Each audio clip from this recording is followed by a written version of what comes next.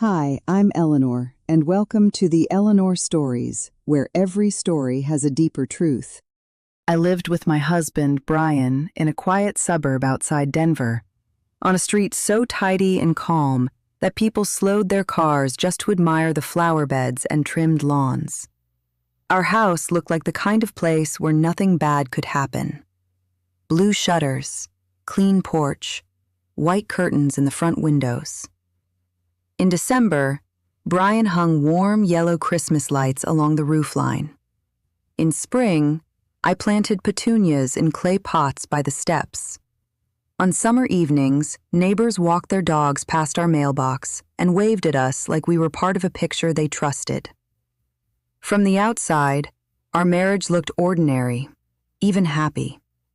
People saw a polite husband, a careful wife, a respectable home, and a life that seemed quiet in the best possible way. Brian knew how to perform normal better than anyone I had ever met. He smiled easily in public. He carried grocery bags in with one arm and greeted neighbors with the other. He remembered birthdays, offered to help people move furniture, asked older women on the block whether they needed anything from the store. At cookouts, he stood beside me with a hand resting gently against my back, and that single touch told everyone the same story. Dependable husband, lucky wife, stable life. I used to watch people watching us, and I could almost hear what they were thinking. She has it good. He adores her. They're solid. But the version of Brian the world knew was not the version waiting for me behind the front door. Inside the house, something changed in him the moment no one else could see. His voice lost its warmth first, then his eyes.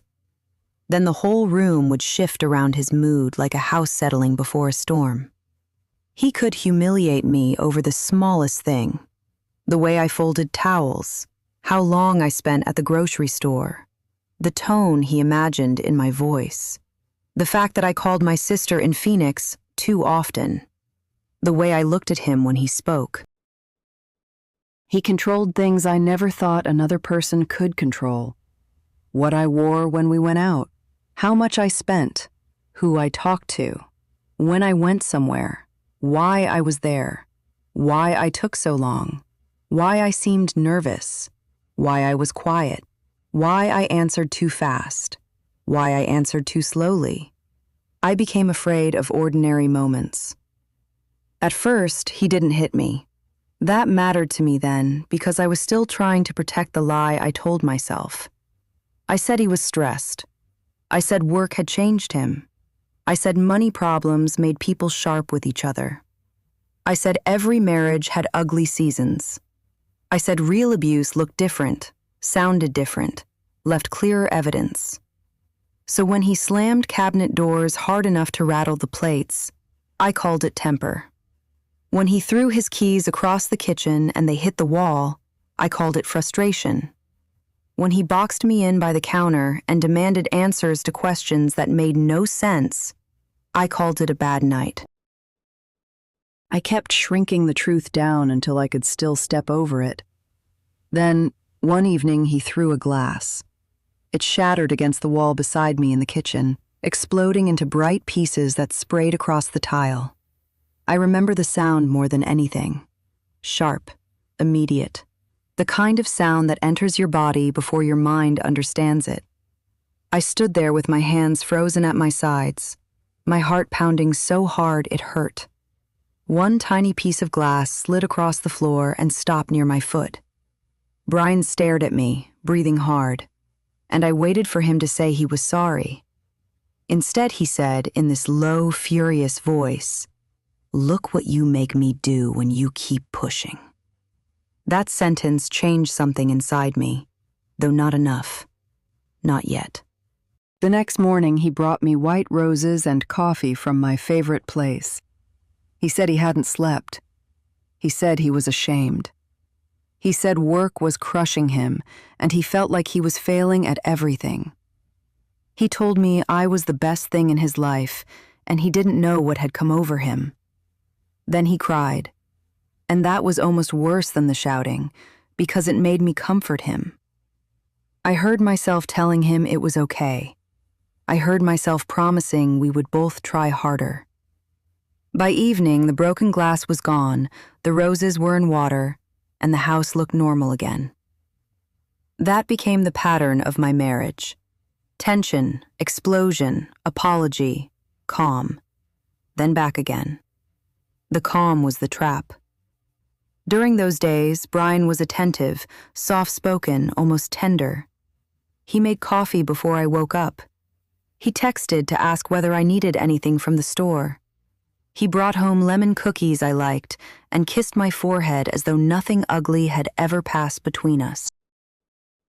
Those were the days that confused me most, because they let me remember the man I had fallen in love with. The man who once drove through a snowstorm to bring me soup when I was sick. The man who used to leave little notes in my purse. The man who looked at me during our first year of marriage as though I were home to him. So I kept hoping that man would win. But slowly, the storms came more often. The reasons became smaller. The fear became larger.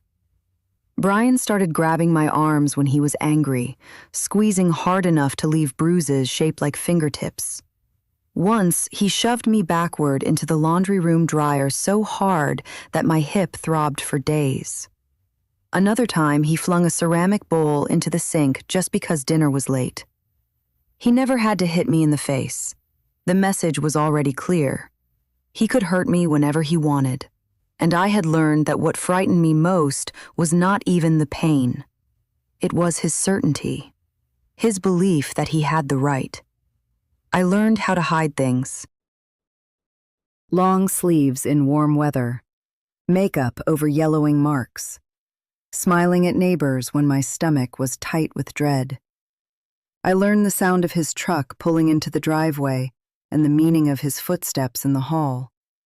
I learned that silence could be safer than honesty, and that even silence could be called disrespect if he needed a reason. At night, I lay awake beside him and stared at the ceiling, listening to him breathe as if he were a peaceful man, while my whole body stayed alert for the next shift in his mood. And still, to everyone around us, I was just Laura from the nice house in the good neighborhood. The quiet woman with the polite husband and the flower pots on the porch. No one saw the fear. No one heard the threats tucked into ordinary conversations.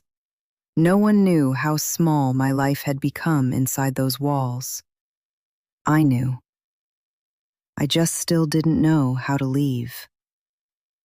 At first, I tried to explain everything away because the truth was too ugly to hold in my hands for very long. It felt easier, almost kinder to myself, to believe we were simply going through a rough period. Brian was under pressure at work. Prices were rising. Bills were tighter than they had been before.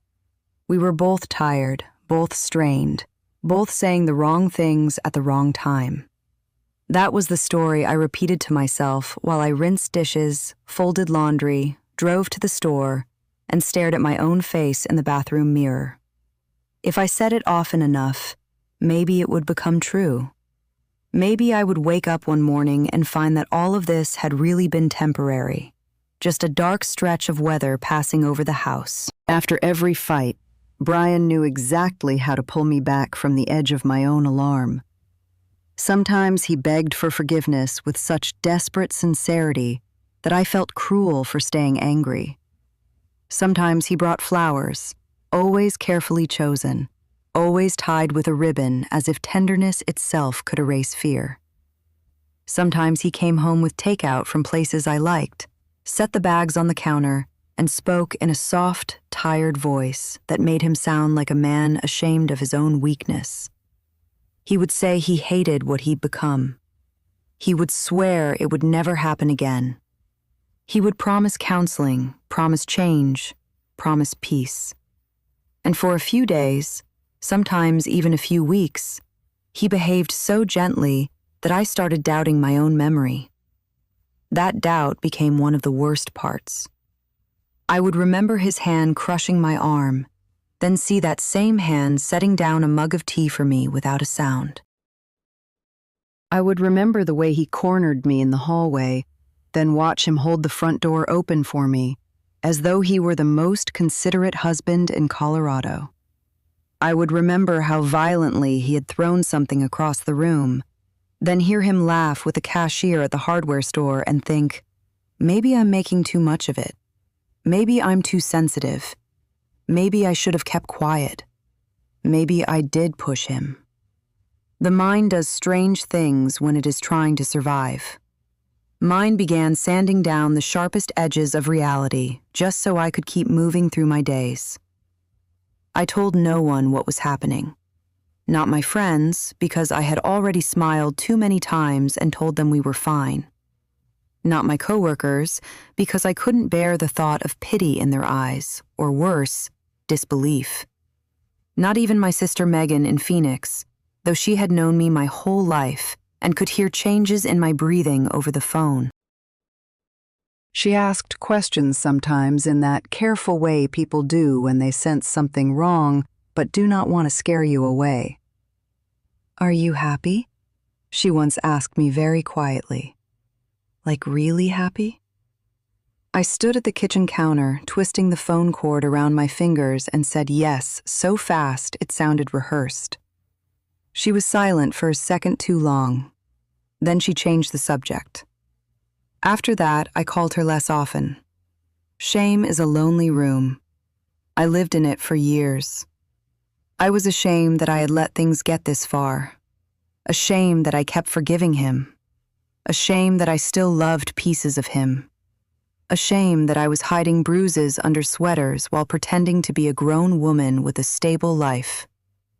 I thought if I told the truth out loud, I would have to hear how impossible it sounded. Laura, with the clean little house and the organized pantry and the smiling husband at the block party, was being terrorized in private and doing nothing about it. Even inside my own head, that confession burned. Fear kept the shame alive.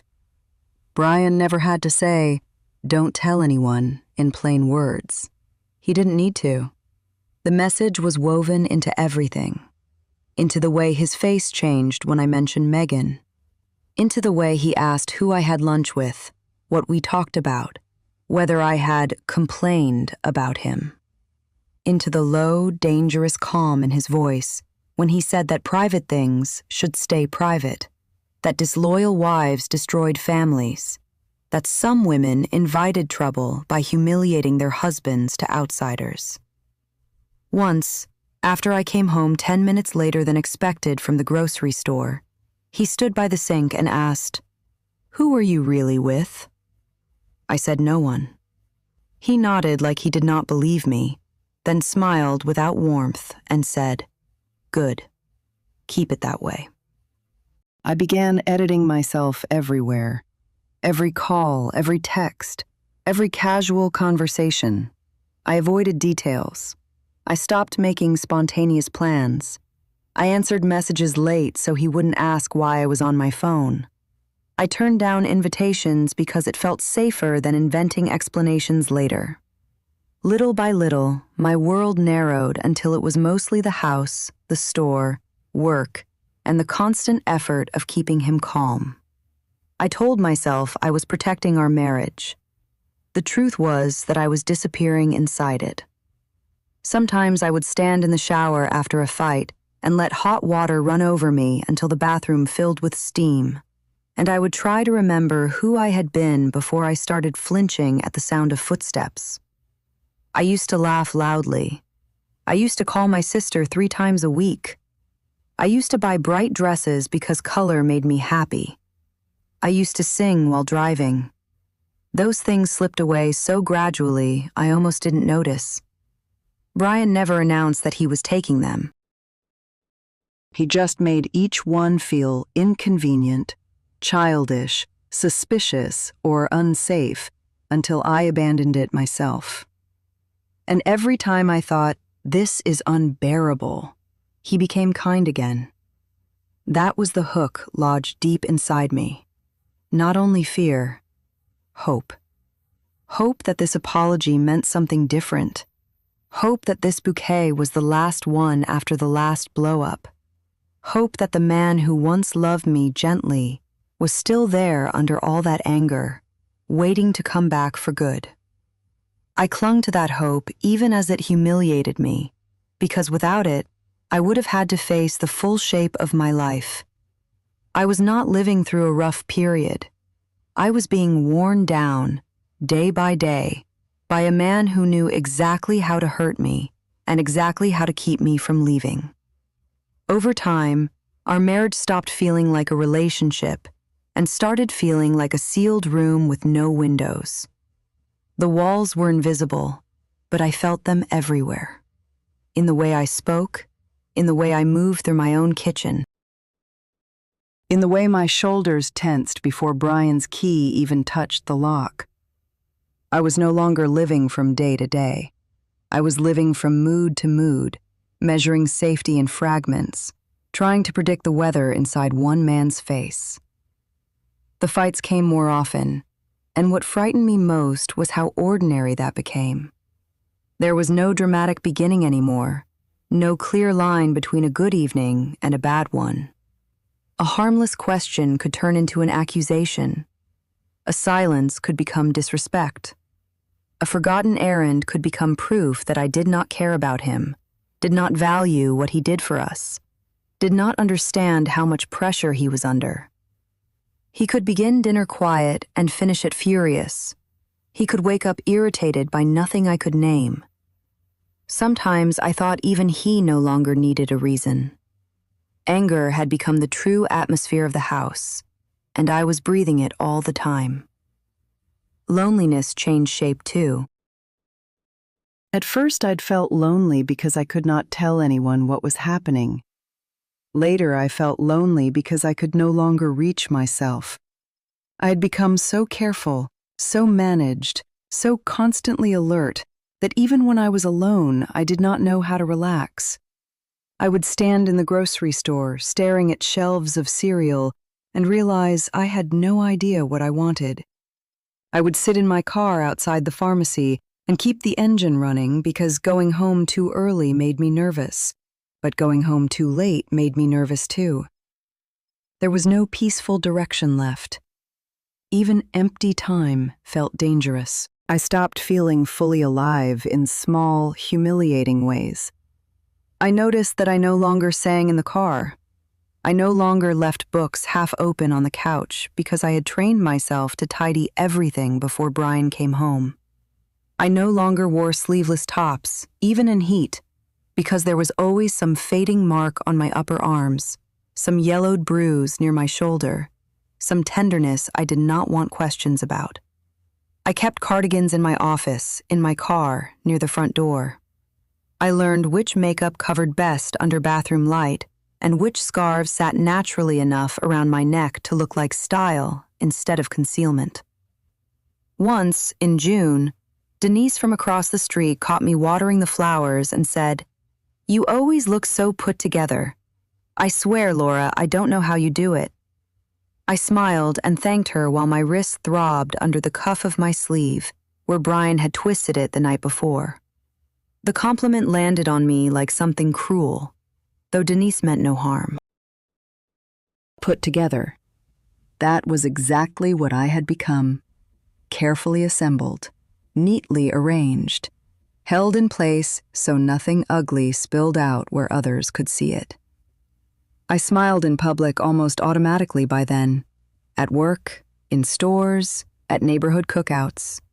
I laughed when other women laughed, nodded when they talked about husbands leaving socks on the floor or forgetting anniversaries, and stood there feeling as if I belonged to another species of marriage entirely. Their complaints sounded light, survivable, almost affectionate. Mine lived in my body like a bruise under the skin. I wanted, more than once, to interrupt and say, "Do any of yours ever watch you with that look that makes the room go cold?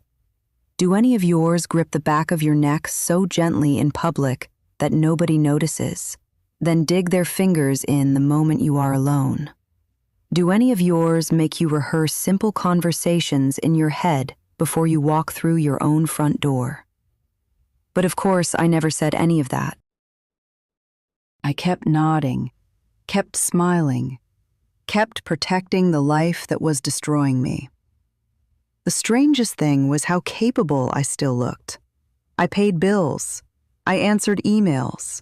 I folded towels. I sent birthday cards. I renewed the car registration.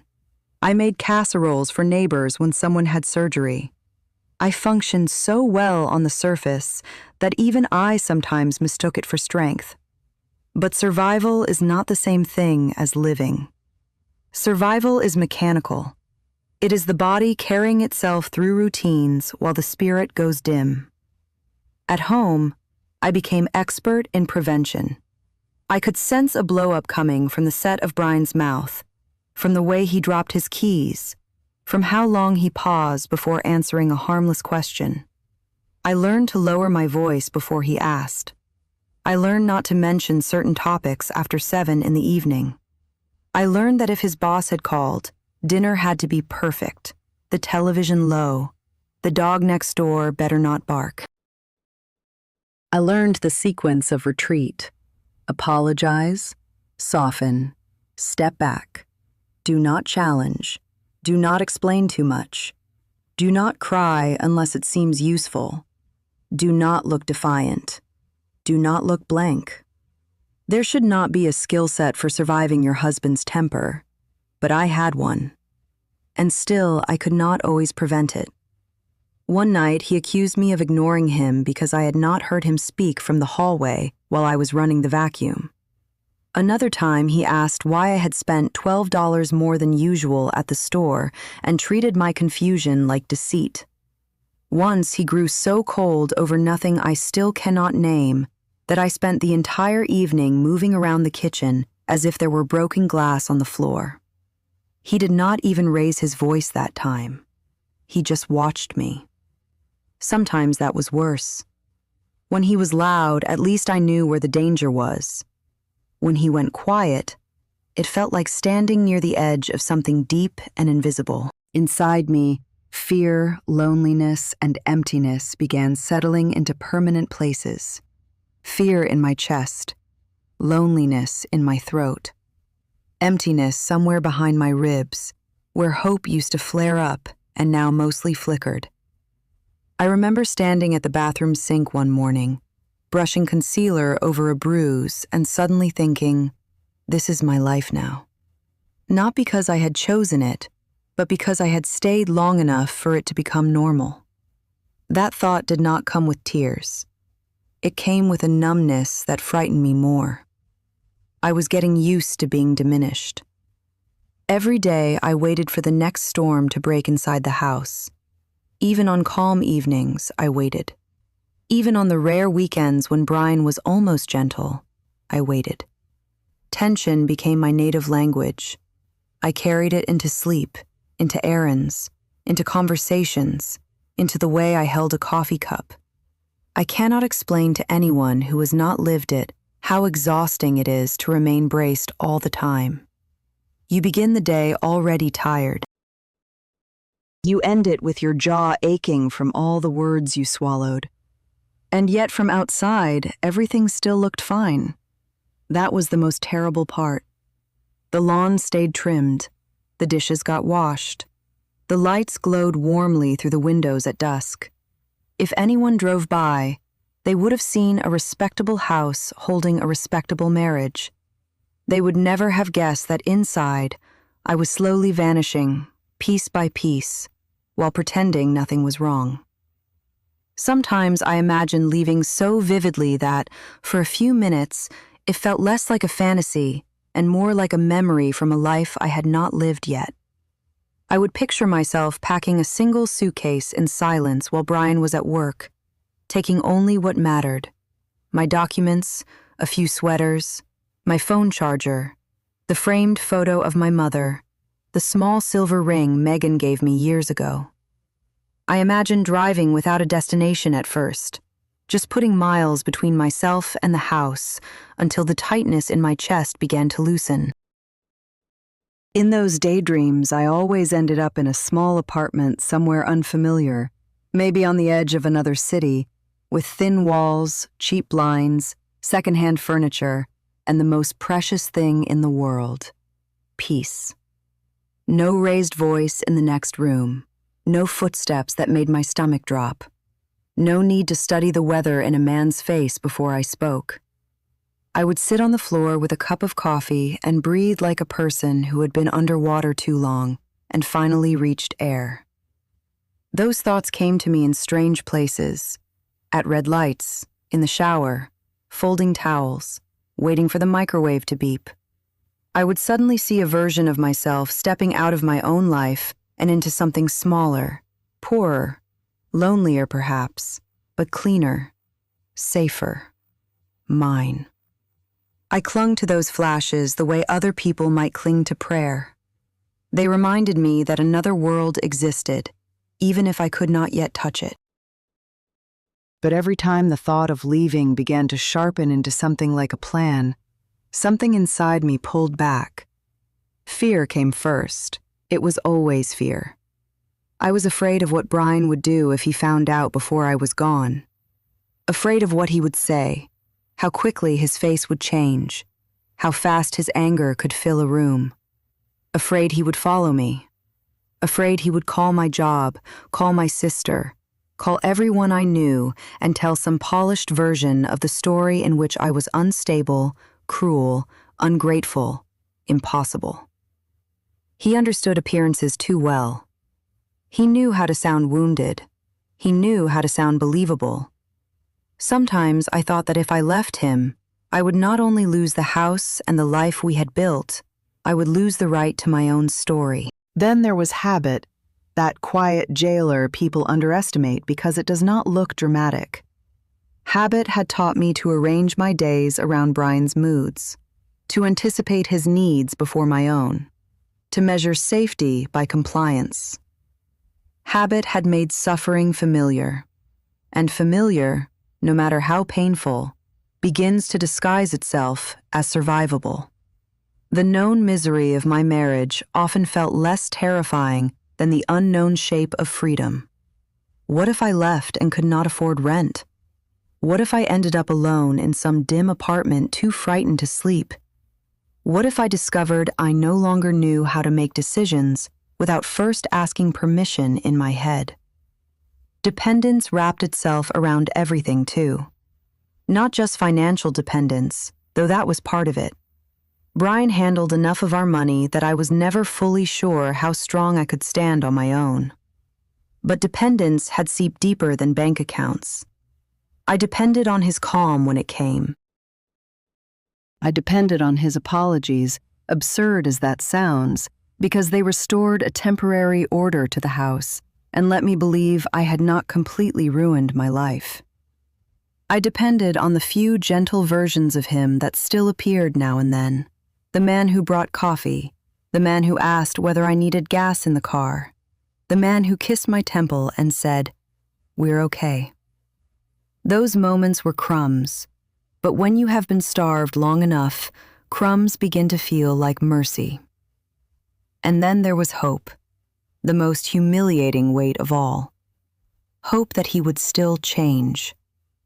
I hated that hope. I distrusted it. I watched it betray me again and again, but it never fully died. Each time Brian apologized with tears in his eyes or spent a week moving carefully around me, speaking softly, acting like the man I married, hope stirred awake inside me like something foolish and obedient. Maybe this time, I thought. Maybe he finally understood. Maybe he saw how close he had come to losing me. Maybe the worst was over. It is hard to explain why hope can be more paralyzing than despair, but it can. Despair might have pushed me out the door. Hope kept me seated at the table, waiting for a better version of tomorrow. Some days I tested the idea of leaving in tiny, secret ways. I set aside a little cash and hid it in an old box beneath winter scarves. I made a list in my head of what I would take first if I had to leave quickly. I looked up apartments once on my phone during lunch, then deleted the history so fast my hands shook. I even wrote Megan's address on a slip of paper, though I already knew it by heart, and tucked it into my wallet as if writing it down transformed escape into something practical. But these were not steps forward so much as rituals against panic. Every small act of preparation also reminded me how far I still was from actually going. With every passing month, resisting became harder. That was the part no one would have understood from the outside. People imagine that pain eventually creates courage, that enough suffering will force a person to act. Sometimes it does the opposite. Sometimes suffering wears you down so steadily that action begins to seem impossible. I was tired all the time, tired in my bones, tired in my thoughts, tired in places that sleep never reached. Even imagining a new life required strength, and strength was something Brian had been draining from me year after year. By the time I most needed the force to fight for myself, I had so little left. Believing in escape grew weaker too. Not all at once, quietly.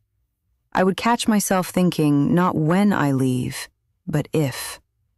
Then later, not if, but how would I even begin? Then later still, maybe this is simply who I am now, a woman who endures, a woman who stays, a woman who once dreamed of freedom and now stands at the sink with both hands braced on the counter, listening for the garage door, trying to gather enough calm to get through one more evening. I still had moments when my whole body cried out to run. When I looked at the road stretching past our subdivision and felt something in me ache toward it. When I imagined a locked door Brian did not have a key to and nearly wept from longing. But longing is not the same as motion. Wanting rescue is not the same as rescuing yourself. And little by little, the distance between those two truths became the shape of my life. In the end, I never left. That sentence sounds simple, almost calm when written down. But there was nothing simple about the way a life closes around a person. It did not happen on one dramatic night.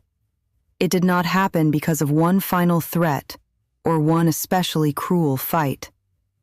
It happened quietly, through repetition, through exhaustion, through all the invisible compromises fear teaches you to make until one day you look up and realize you are no longer choosing. You are only continuing.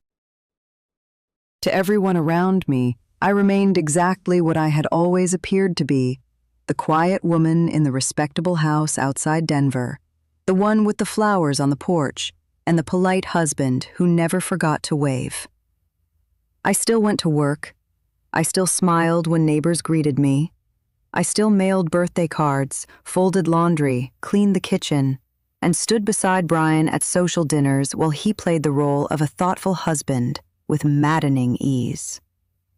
If anyone looked at me, they saw composure. They saw routine. They saw a life held neatly together. No one saw the cost of that neatness. No one knew how much pain I had carried inside all those years. Pain has a strange way of changing form when it remains unspoken.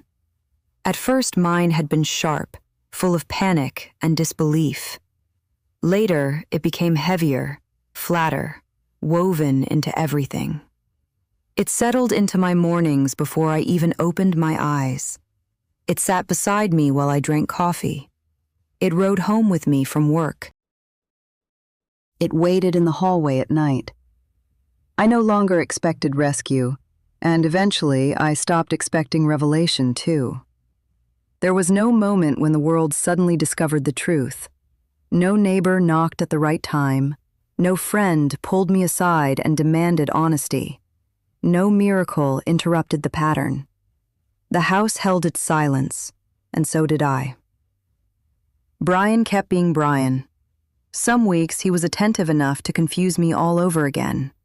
Other weeks, he was cruel with such casual precision that I felt myself go numb just to survive the evening.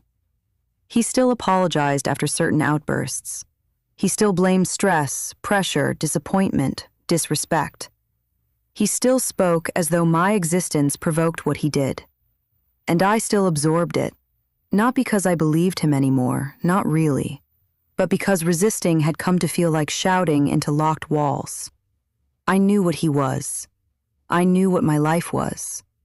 Knowledge alone was not enough to move me. That may be the hardest truth for people outside a marriage like mine to understand. They think once you clearly see the trap, escape should follow naturally. But seeing is not always strength. Sometimes seeing only deepens the grief. I saw my life clearly near the end, perhaps more clearly than ever before. I saw that Brian would not change in any lasting way. I saw that every soft season would be followed by another storm.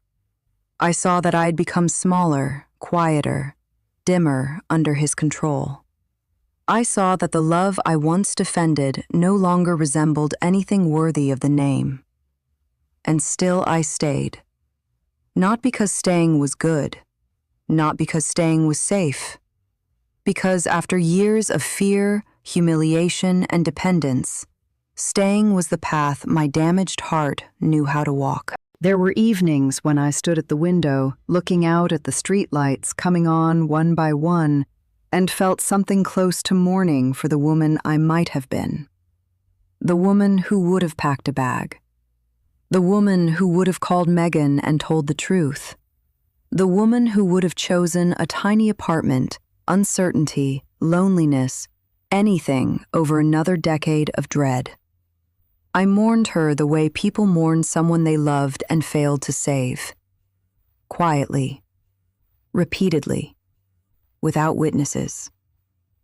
But morning always came, and with it the machinery of ordinary life. I would smooth the bedspread, start the coffee maker, check my messages, water the plants, answer in a steady voice when Brian spoke from the next room. The routine itself became part of the prison. Ordinary tasks can make almost anything look manageable from the outside. As long as the dishes are washed, as long as the lawn is trimmed, as long as the couple arrives together and smiles at the right moments, the world assumes all is well enough. I lived inside that assumption until it nearly erased me. The worst part was not even the fear by then.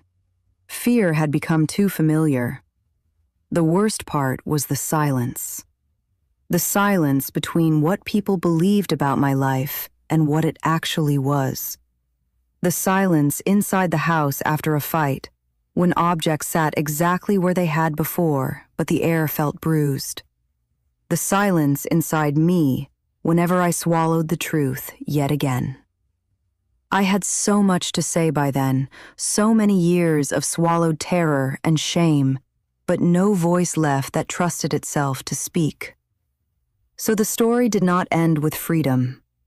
It ended with me still there, still in the same house, still listening for the garage door, still reading Brian's face before I chose my words, still wearing long sleeves when I had to, still telling Megan on the phone that I was only tired, still standing beside my husband in public while neighbors smiled at us as though we were proof that stable lives existed.